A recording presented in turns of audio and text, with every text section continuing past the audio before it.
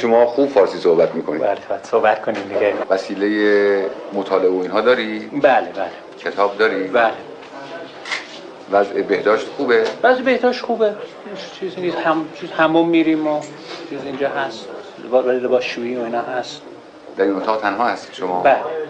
خب کلا بچه‌ها که اینجا هستن فکر میکنم میزبان‌های بدی نباشن. والا یه اشکالی که داره اینه که خیلی تعارفی هن. البته این که از خصوصیت ایرانی ها هستن و وقتی که مهمون میاد دلشون نمیخواد که مهمونشون برن، اصلا هی میخوان مهمونشون نگه دارن، هی بیشتر بمونن.